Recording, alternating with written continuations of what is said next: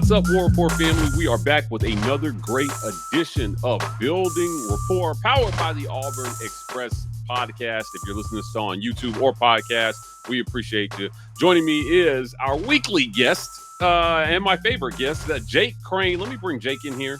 Yes, I am here. Thanks for joining me, man, to talk a little Auburn football. How's everything going? Man, I'm just glad it's here. You know, we've talked, and now, this Saturday we're going to get to see a little bit of what this Auburn 2024 team is going to look like. And I mean, there's some great matchups all across the country this weekend, man. So I'm just ready to get it going. How crazy was FSU Georgia Tech this weekend? What a great opening game, huh? Georgia Tech was the better team. You know, we all took Georgia Tech to cover. You did? Oh, really? Yeah. All of us took Georgia Tech to cover. My brother actually hit a plus 920 bet for them to be tied at halftime, thanks to that 59-yard field goal. So, wow. Yeah, we finished, I think, up plus 11 units, mainly because of that game, and New Mexico bought them up to 14.5. That was like stealing. So, yeah, it was a great opener, but there's even better matchups. I tell you, you know, you look at I mean, even outside of the SEC, I mean, heck, even these Thursday games, there's some sneaky ones in there. North Carolina, Minnesota, obviously North Dakota State, Colorado. So from coast to coast, border to border, man, there's some good ones. Well, you took Georgia Tech to cover. I know a lot of people will be picking Auburn to cover versus A&M in week one. Jake, I wanted to talk to you a little bit today about the offensive line. Hugh Freeze had some interesting comments about the offensive line shuffle. Before we get into our discussion, I want to play for our listeners what Freeze had to say about the offensive line. Let's take a listen. Yeah, I think it'll be a few games in before we kind of settle into exactly what it looks like. But we actually rotated Tyler Johnson, Percy, and D. Wade in kind of a three-way rotation there, along with Brandon Joyner at that only guard position. And I think it's the most likelihood is you're going to see, you know, D. Wade play a little of both, and us rotate around him at that tackle position and kind of see who plays the best. I mean, ultimately, like I will tell our players today, at some point, the film has to be the resume that is the ultimate decider. And that's life, and that's football, and nothing can be given. It must be earned week in, week out by the way you practice on the film and the way that you perform on a Saturday. And so I think we'll have to. It'll take a little time to kind of sort out exactly what that looks like from game to game. And one thing I'll know is we will end up needing every one of them before the year's over, and hopefully we create great competitive depth there by rotating some around and keeping them fresher. Jake, Hugh Freeze holding offensive line tryouts in the first 3 weeks. What do you make of his comments here, and how much of a challenge is this going to be for Auburn trying to solidify that offensive line here in the first part of the season? Yeah, well, you know, in a perfect world, you would definitely hope that you had both tackle positions pretty shored up, and you know, if you had to do some work around, it was at the guard position, because center's got a very interesting job. I will say though, I think Auburn catches a break with the schedule. I mean, we've seen multiple teams. I mean, hell, Michigan had quarterback tryouts the past couple of years for the first 3 or 4 games of the season. Until deciding to, you know, roll with J.J. McCarthy. But it is a concern. But the good part is, you know, you're going to play some teams that you're better than early. You have a chance to get that on tape. You have a chance to see blitzes, see guys in different situations. And look, we've, you know, said all offseason, every time I've come on here, you know, you don't win. You don't have successful seasons because of your first 22. You have successful seasons because of your first 66. You can't just go into a year with 5 offensive linemen you trust. You really need at least 8, and guys got to be able to move around, whether that's kicking out to tackle, which is kind of your worst case scenario. You'd rather guys be kicking back inside than kicking outside. So yeah, if there's an area of concern for this Auburn offense, outside of whether Payton Thorne will take that next step this year, it's got to be at that tackle position. And fortunately for Auburn, you got a couple games to iron it out. Hopefully by the time you get in to the Oklahomas and kind of the meat of that schedule, you've got a guy that's able to anchor it down, and you've got some options in case somebody gets hurt, because we know football is a battle of attrition. Somebody's going down, especially when you play in the line of scrimmage. That left tackle position stands out, doesn't it? Obviously, we all know the left tackle is protecting the quarterback's blind side. Now, he talked about rotating around D Wade and trying to figure that out. But of all those positions, you definitely want to make sure left tackle is going to be really hard, I think, to pass protect if you don't have a solid left tackle there. What do you make of that? Yeah, well, it just gives another reason for Payton Thorne to be worried when he drops back, especially on third and passing. One way to kind of alleviate that is to stay on schedule, right? Stay in third and threes and third and twos where defensive ends or blitzers or rushers can't just pin their ears back and know, hey, I've got coverage behind me. We're going to go get after the quarterback because I know he's going to have to take a drop. I think when you run the type of system that Auburn's going to run, and really ran, last year, it's going to be better this year with that RPO, with that zone read, kind of slowing the eyes down of the defensive ends. That kind of takes a little bit of their stinger away. But when you get into the third and sixes and third, and we got to throw it, and Payton knows he's got to drop, and he can't see what's going on behind him to his left. Somebody's really got to step up at that position. There's a reason that when you see in the NFL draft, if the quarterbacks aren't going first, it's either a guy rushing the passer off the edge or a guy protecting the quarterback from the pass rusher off of the edge, and specifically that left tackle spot, because obviously most quarterbacks are right-handed. So yeah, it's a reason for worry, but hopefully Auburn can get it ironed out by the time it really gets thick. And I think that's what Hugh Freeze was kind of alluding to there, letting the film do the talking. And look, in-game film and practice film, they're both important, but some guys play better in the game than they practice. Some guys practice better than they play in the game. So when the lights come on, you really find out who's about it and who's not. Jake, thinking about if there are issues early in the season, what this offense looks like. Now, we know that Auburn is going to run a good amount of 12 personnel, but when we looked at the depth chart, we saw the 11 personnel packages out there. As a matter of fact, Hugh Freeze had 3 freshman receivers at the 2 deep in his 11 personnel packages. What does the offense look like if pass protection isn't great? Now we know just because pass protection isn't good doesn't mean the run blocking won't be, up to snuff. But what do you expect to see to help cover this offensive line if they're having problems in pass pro early? Well, anytime you're having to rob Peter to pay Paul, whether that's on offense, defense, or special teams, it kind of puts you behind a little bit. If you got a left tackle that struggles in pass protection, that's kind of like having a somewhat flat tire. You got 3 other good tires and somewhat of a flat tire. Yeah, you can still go forward, but you can't go as fast as you want and do all the things that you want to be able to do. I think the way it changes you from a personnel and formation standpoint is, Rivaldo Fairweather's listed as a tight end. So Auburn could go out there, with him, and technically it'd be 11 personnel, but it really be like 10 personnel because he can play inside and outside, and that's what the mismatch gives you. What I think would happen if Auburn didn't trust what was going on at the left tackle position from a pass blocking standpoint is you got a couple decisions to make.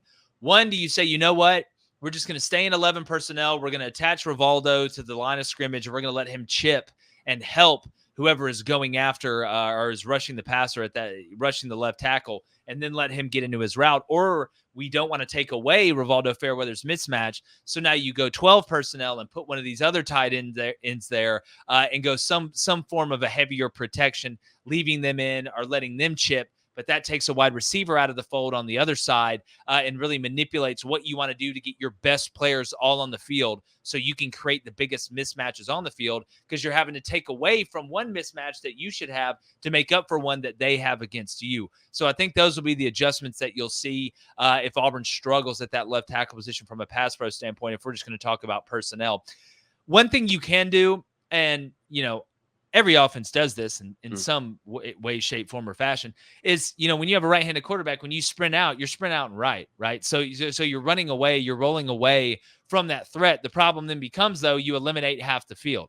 And whatever combination you're running, whether it's got to be flood to one side, it's all got to be to one side, or wait for a late crosser over the middle. And really, if you're cutting off half the field, you're making the defense have to defend less of the 53 and the third yards that they have to defend from a width standpoint on a football field. So it's not there's stuff you can do, but it's not stuff you want to do because you want the race car to operate at full speed. They pointed out last year that Payton Thorne was hesitant in the pass game because he couldn't trust where the receiver is going to be, essentially. Now, that slot position, Robert Lewis projects as the one, but they put the young guy, Malcolm Simmons, in behind him. He had a great fall camp and a really good summer. But if you have more trust in your wide receivers, is it possible we see more of kind of a two-step drop and release from Payton Thorne, maybe throwing on timing more or trying to find holes in the zone? Well, what you just defined was chemistry, right? It's the chemistry of knowing where the guy's going to be, where he's supposed to be, and delivering the ball, trusting that he's going to be there. I think last year was a mixture of that, and I don't think Payton really trusted the offensive line and pass protection. I mean, you go back and watch the A&M game, he was staring at the defensive line during the middle of the play like it was Sydney Sweeney running down the beach in a bikini. So I think the trust is going to go both ways. But, yeah, I think some of that was – there were some busts, right? There were some busts by Payton. There were some busts by the wide receivers, and the timing wasn't great. But I don't think Auburn's receivers could really get open. So even if they knew where to be and when to be there, they couldn't get there. I mean, I know where the basketball goal is, where the rim is, but I still can't get up there and dunk the ball because I just can't do it, right? It's 10 feet. So having guys that can actually physically do it, that you can trust to be there and then not having to stare at the rush should make Payton Thorne a lot more confident. He should be less hesitant, which should make the offense more rhythmic. The timing should be better. The chemistry should be better. Therefore, the results should be better. Connor Lew emerged as a real force on that offensive line last year as a true freshman. If you're Hugh Freeze and you struggle early, is there a chance that you're looking for your next Connor Lew? They got DeAndre Carter out of California, number one O-line and lineman in California. Do you see a chance for a young guy maybe to do what Connor Lew did last year if these guys can't get it together? Yeah, there's always a chance. I know Carter needed to get his body right. He needed to get his body ready to play. And look, it's amazing how quickly that can happen in a high-level college weight room with how good these strength and conditioning coaches are. You look across the country, you see some really dramatic transformations, even coming from a place I think like Mater Dei, where he's from, that has a really good weight program. It's just different at this level with the nutrition and just the resources that are available. I mean, yes, if that's what it comes down to, you don't want it to be that position, right? That's asking a lot, regardless of how big the kid is, to come in as a true freshman and play left tackle in the SEC. I mean, that's a borderline death sentence. But, desperate times call for desperate measures. I just think that's the last desperate measure that Auburn's going to make. Connor Lew was ready. He's playing the center position from a size standpoint, you can kind of get away with some things that you can't get away with out there on the edge of the line of scrimmage because you're not as much on an island. Sometimes necessity creates heroes. Desperation creates heroes. That's exactly right. We'll see how much of that they create. Let's end on this, Jake. Run pass ratio. Again, we're talking offensive line. Given what they're going to be doing on offensive line, what kind of run pass ratio do you expect to see on Saturday? Well, you would assume there'd be a lot more run, right? You would think that Auburn would be able to line up and pound the ball and do what they need to do and really not have to show too much of the offense while showing enough to make the other team have to prepare and be even in their preparation, which, we used to talk about, in games like this, trying to steal practice time from the teams you're playing down the road by throwing some things in there. Maybe you do a little bit more formation into the boundary than you would do during the year, because that's something the defense is going to have to really work overtime to be able to align to, and things like that, giving looks, kind of decoy looks. But I don't know if Auburn's there right now. I think Auburn wants to go out there, especially after what happened in New Mexico against New Mexico State last year. Not saying Alabama A&M is New Mexico State. They're not. Really, Vandy's New Mexico State now, which is kind of scary in its own right. But I think you're going to get a lot of peanut butter and jelly. The question becomes, when you look at run-pass ratio and you look at wanting to be balanced, some of that can be skewed for a couple reasons. One is because the defense may be giving you something that you have to take advantage of, and it skews those numbers and makes you look a little bit more unbalanced. But the goal of the quarterback and the play caller is to take advantage of where the defense is weak, or to understand where to attack the defense and what they are giving up, because that's the most advantageous thing you can do as an offense. So for some reason, if you're sitting there running the RPO and that nickel or that down safety, whoever it is, wants to fly down into the box and let that slot receiver go, you got to give the ball up to the slot receiver and let him go eat. That may take away from your run numbers, but that was the right decision. I would rather the quarterback make the right decision and us be 65-35 run to pass or the other way than to just make a decision because he wants it to be 50-50 at the end of the game, which it never is. So I think it'll be a lot of peanut butter and jelly. Auburn should be able to run the ball. If they're not able to run the ball, then Auburn's got bigger problems going into this season than we thought. Yeah, I think it's going to be a lot of fun to see what Hugh Freeze puts on the field on Saturday. I know that we'll be on pins and needles waiting to see Hugh Freeze's debut in his second year as head coach. Guys, today's show is brought to you by the Autograph app. Go to your phone's. That's so stupid. Sorry.